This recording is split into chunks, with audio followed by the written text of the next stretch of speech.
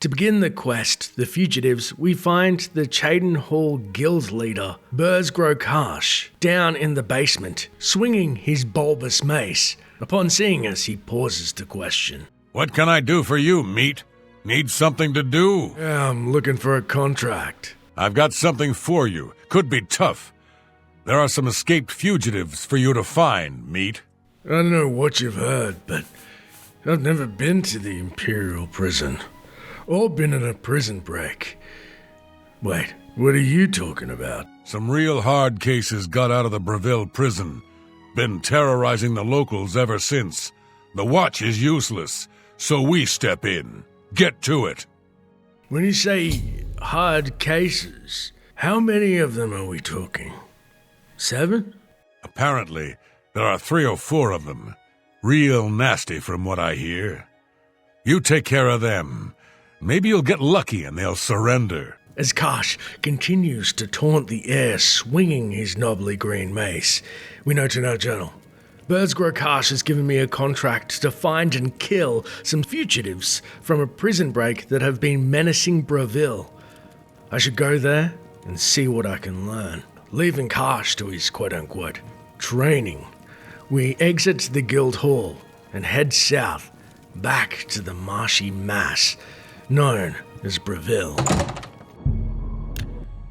Once inside its walls and trudging down its sludge-laden streets, we find to our left the first inn, the Silver Home on the Water, to learn more about these fugitives.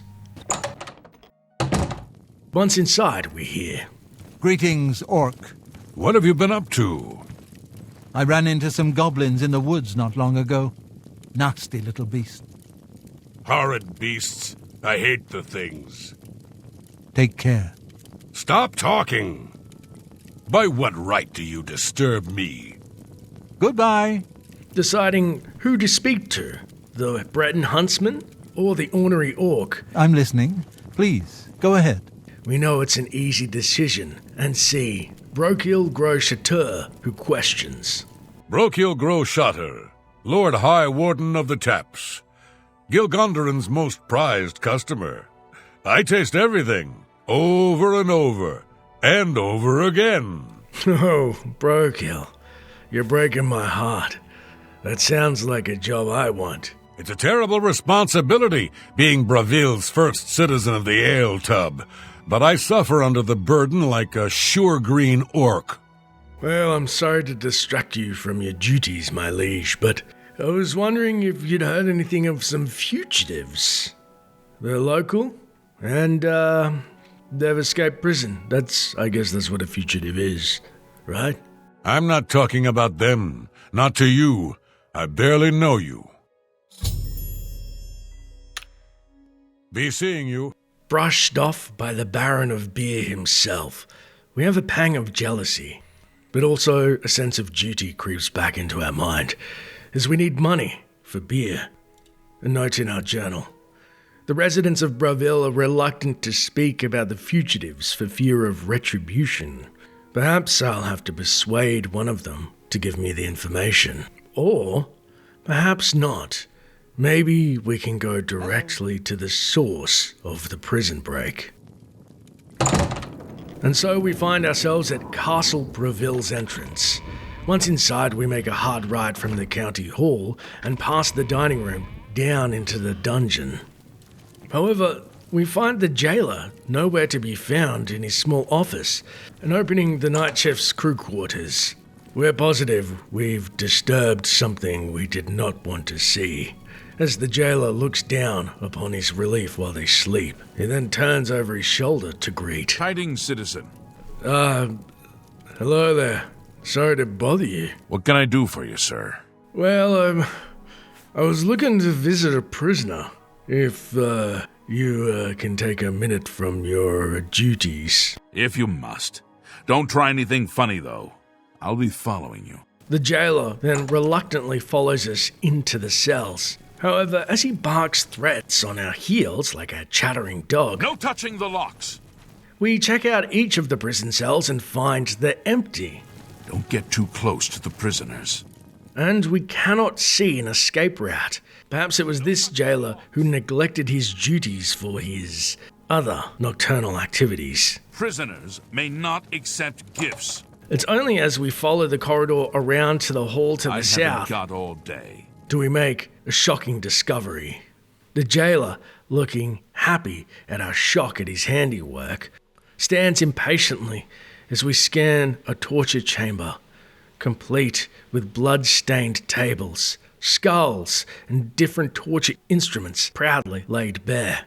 I gotta say, I don't really blame the prisoners for trying to escape. It seems it's either escape in this corrupt city, or finding an untimely end on one of these tables. Having seen enough, we turn to the jailer. Any questions? What can I do for you, sir? I know that you had a couple of prisoners break out recently. Can you tell me anything about them? Wish I had more to tell you about them, but I don't. Clearly, this jailer does not want to share what has happened to them. Perhaps for fear of losing his job, embarrassment, or something more nefarious. But the look that he gives us tells us that we've pressed our luck already. I haven't got all day. Exiting the cells, we then return to Silverhome on the Water and seek out Bravil Chateau once more, Hello there. as perhaps there is another way to learn of the prisoners. I know you don't want to talk to me about those fugitives, but I was wondering if the Lord High Warden of Taps himself couldn't use a little more money for his coffers. We'll see. Thank you. How kind. Now, you were saying about those escaped scallywags. Sure, I know about them. Look, you didn't hear it from me, but rumor is they're hiding out in Bloodmayne Cave. 4 of them. Bad news. Don't worry, Bravil. It's between us. You too. As Bravil helps himself to some of Gilderon's more fine ale, thanks to our contribution, we note in our journal, I've persuaded one of Bravil's citizens to tell me more about the fugitives. There are 4 of them. They are thought to be hiding in Bloodmayne Cave. Exiting the city, we collect our paint horse from the nearby stable and skirt the Larcius River to the north that acts almost as a moat to Bravil, seeing one of its large double-door entry ports that no doubt the prisoners would have escaped the dungeons and swam under before making their way to this nearby Bloodmayne Cave, which we predictably find not far from the river itself, with a small rickety door embedded in a larger rock, the perfect place for an escaped fugitive's hideout so they can collect their thoughts and bearings before perhaps moving on. Meaning, we must move quickly. Inside the cave, we make our way down the tunnel and into a large cavernous area on the hunt for 4 errant fugitives. Although the fire is lit, the camp itself is vacant. There's not even booze in the stone cup, and it should be noted this cave is littered with different flora and also a lot of low-level chests holding miscellaneous items, sometimes a nice little healing potion, but mostly about 13 gold total. In the next area to the northwest, we find the room is filling with noxious gas, and there are 3 rope pull levers hanging from the ceiling. Activating any one of them has a boulder that blocks the southwestern passage. Move out of our way thanks to an unseen mechanism. Creeping into the passage, we see another cavern that is less lit and one of the fugitives with our back to us. Well, look who we've got here. You've made a big mistake. This is none of your business.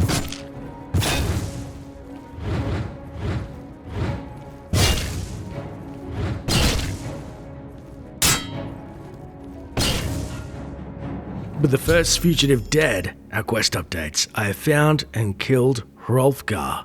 Apparently, there will be no negotiating. On his corpse, we find he was wearing fishing waders and a fur outfit, apparently about to set out to the lake to find some food, as it's probably not fun eating just mushrooms inside this cave. Looking around his campsite, we find, as promised, we discover small amounts of gold not worth mentioning. And so we head deeper into the caverns through a southwestern tunnel, and then find in a small clearing to the west of the room a chest that contains some golden supplies as well as barrel that contains some foodstuffs. Perhaps the fugitives have squirreled away food and may be attempting to stay in this hideout longer than first expected. Or perhaps the fugitives are making periodic hit-and-run stops on the scared citizens of Bravil, becoming fat and accustomed to their new way of life. Enough for somebody to put out a contract and end their reign of terror. We enter the tunnel to the northwest and immediately see a sentry redguard who spots us to her own peril. You there! Stop where you are! You shouldn't have come for us! With the log trap she no doubt set turned against her, we note in our journal, I found and killed Ashanta, the second of the fugitives. Taking her lowly effects off her corpse, we head to the northeast and see her small camp that again holds little provisions, and continue on to the northwest and up into the tunnel, and through the wooden door to the Bloodmayne cave labyrinth. As soon as we exit the door, we find ourselves in a cave with a low ceiling, and hear an aggressive voice above warn, You shouldn't have come for us. Although we can hear our assailant, we cannot see them, and find in the center of the room a hole that appears to open up to the level above. With high enough acrobatics, we then pull out our bow and begin our war of attrition against a rival archer. You shouldn't have come for us. With the third fugitive dispatched, we note, I have found and killed Dreet Lai. Taking the earthy route to the next level, we find the Argonian sprawled out by another hole that he no doubt guarded his camp at, and find on his person some iron arrows, which we use, and some superior steel arrows for the final fugitive ahead. As we exit the dank labyrinth the Argonian dwelled in, we find ourselves at a final camp, guarded by a vicious wolf.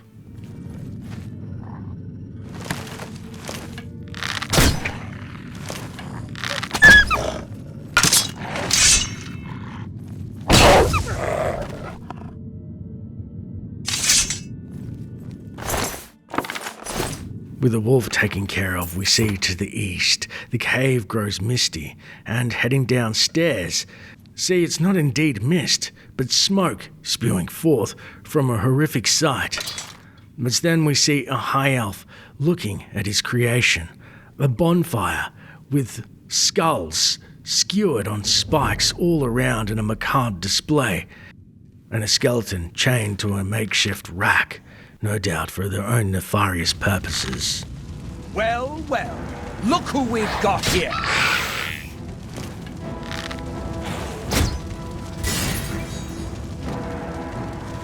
You've made a big mistake.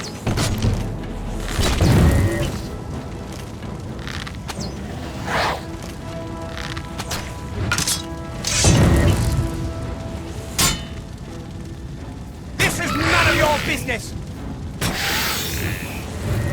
You've made a big mistake. You shouldn't have come for us.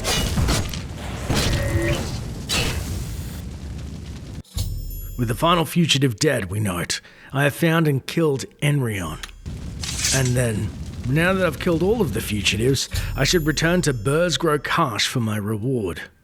Plucking our arrows from the fiendish elf's carcass, we look over his handiwork a final time before exiting via an eastern passage.